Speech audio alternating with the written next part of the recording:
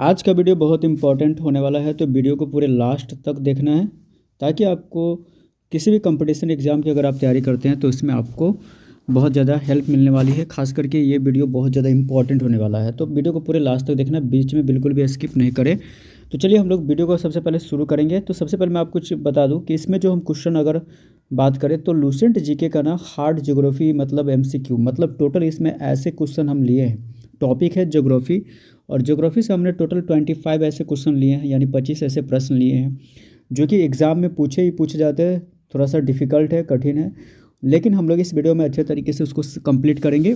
ठीक है, तो साथ में आप चाहो तो इसको नोट्स भी बना सकते हो ताकि आपकी किसी भी कंपटीशन या रेलवे एसएससी जीडी या किसी की आप तैयारी करते हो, चाहे बैंकिंग की तैयारी करते हो आप या दरोगा की एसआई की तैयारी करते हो या बिहार पुलिस की करते हो, तो इसमें आपकी बहुत ज़्यादा हेल्प करने वाली है।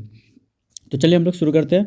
सबसे पहले प्रश्न की अगर हम बात करें दोस्तों, अगर आप ध्यान से देखेंगे तो प्रश्न पूछा गया है कि पृथ्वी के किस भाग में गुरुत्वाकर्षण बल न्यूनतम होता है। पहला प्रश्न पूछा है कि पृथ्वी के किस भाग में गुरुत्वाकर्षण बल न्यूनतम होता है। दोस्तों ऑप्शन ए में है ध्रुवों पर, ऑप्शन बी है समुद्र तल पर, ऑप्शन सी है भूमध्य रेखा पर, ऑप्शन डी है पर्वतीय क्षेत्रों में। इसका करेक्ट आंसर दोस्तों हो जाएगा ऑप्शन नंबर सी हो जाएगा। दोस्तों आपको सी में टिक लगाना है, यानी भूमध्य रेखा पर होता है, यानी पृथ्वी के किस भाग में गुरुत्वाकर्षण बल न्यूनतम होता है दोस्तों, तो आपको याद रखना है भूमध्य रेखा पर होता है।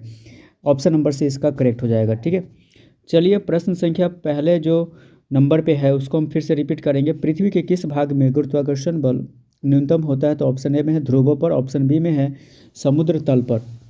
ध्यान से आपको देखना है, ऑप्शन सी में दिया है भूमध्य रेखा पर, ऑप्शन डी में है पर्वतीय क्षेत्रों में। इसका करेक्ट आंसर हो जाएगा दोस्तों ऑप्शन नंबर सी हो जाएगा दोस्तों, यानी भूमध्य रेखा पर होता है। चलिए साथ में नोट्स भी करते जाना। चलते प्रश्न संख्या अगर हम 2 की बात करें जो कि बहुत इंपॉर्टेंट होने वाली है। कहता है कि यदि पृथ्वी का झुकाव 0 डिग्री होता है तो क्या प्रभाव होता।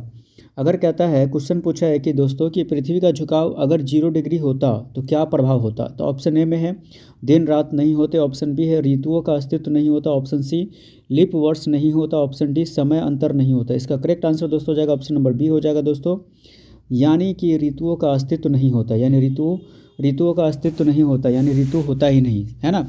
तो यहाँ पे अगर हम प्रश्न संख्या 2 की बात करें तो ये बहुत ज़्यादा लॉजिकली क्वेश्चन पूछ दिया है, तो ये बहुत इंपॉर्टेंट होने वाली है। यदि पृथ्वी का झुकाव 0 डिग्री होता तो क्या प्रभाव होता।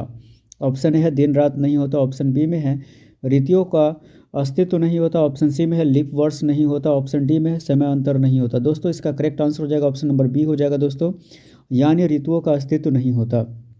बात कर लेते हैं प्रश्न संख्या अगर हम तीसरे नंबर की बात करें। प्रश्न संख्या 3 में पूछा है कि पृथ्वी की आयु का सर्वाधिक सटीक अनुमान किस विधि से लगाया गया है। तो कुछ प्रश्न पूछा है कि पृथ्वी की आयु का सर्वाधिक सटीक अनुमान किस विधि से लगाया गया है। ठीक है दोस्तों, तो ऑप्शन ए में है जीवाश्म अध्ययन, ऑप्शन बी है रेडियोधर्मी तत्व विधि, ऑप्शन सी है परत अध्ययन, ऑप्शन डी है तापीय विधि। इसका करेक्ट आंसर दोस्तों हो जाएगा ऑप्शन नंबर बी, यानी रेडियोधर्मी तत्व विधि से पता लगाया है। तो अगर प्रश्न पूछेगा कि पृथ्वी की आयु का सर्वाधिक सटीक अनुमान किस विधि से लगाया गया है, तो यहाँ पे आपको ऑप्शन में दिया रहेगा जीवाश्म ईंधन, रेडियोधर्मी तत्व विधि, परत अध्ययन, तापीय विधि।